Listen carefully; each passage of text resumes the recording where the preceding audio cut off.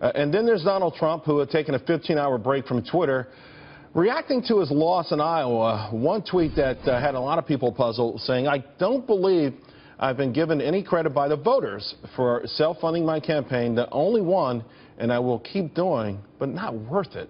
Joining me now back, Gina Loudon, Mark Serrano, and Guy Benson. Gina, I'll start with the Trump and work backwards. I thought that kind of tweet may have been aimed initially at the media. I was surprised to see him saying voters haven't given him that credit, because that's what voters have rallied around.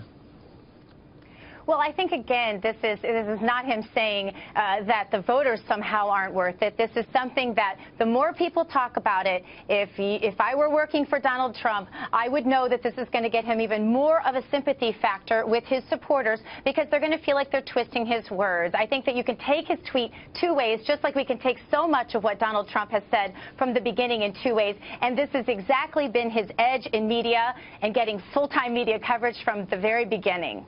You know, Guy, the notion of sympathy, rather, Ted Cruz saying that there was another, that they subsequently failed to get out the rest of the story, that's got so many people incensed. That was the #1 thing that was on my Twitter timeline today. People who like Ted Cruz starting to wonder, because this sort of thing is already germinating, and for a lot of folks, this was a turnoff.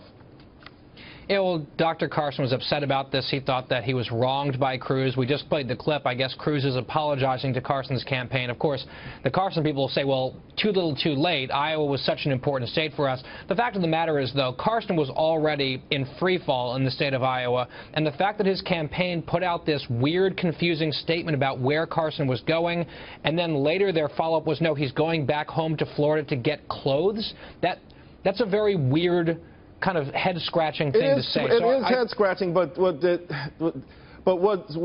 Cruz camp saw all of this play out, and they could have simply said, hey, you know what, we made a mistake, the guy's going to pick up some clothes. I mean, was there a little bit of sleaze factor for Ted Cruz?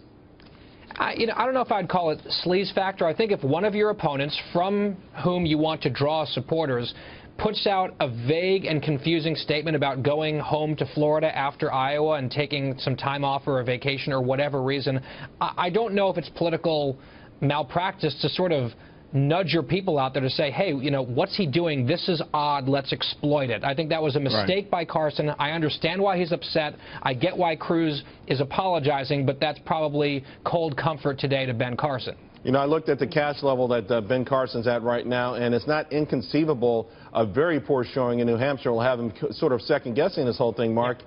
And if that's the case, he's something of a kingmaker. I mean, between 5 and 10%, particularly evangelicals, you know, everyone wants Ben Carson to be their friend right now. Look, that, percentage can make a big difference for someone. If you take a look, for instance, on the Democrat side in O'Malley, what foolish timing that guy picked. He could have endorsed one of the other candidates the day before, and his 3 or 4% could have swung the difference in that race. I say the same thing about Ben Carson. He's going to have to carry it out and go through New Hampshire, but he should take a very serious look at this, about who he could support in this race for an endorsement, and give them his points, because you're right, he can make a big difference if he doesn't act too late. All right, guys, and a Twitter battle going on even as we speak, maybe because we're talking about it. Here's a second tweet just now from Donald Trump.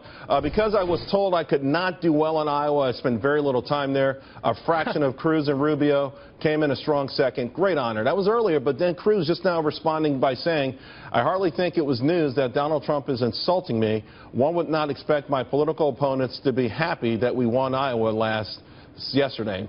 So he can have his criticism. That's fine. Gina, this is what you're talking about. I mean, listen, Iowa's behind them. They're sort of still going at it. I still would like to know more about their tax policies and more about how they're going to defeat ISIS. But is this what we're going to deal with going through New Hampshire?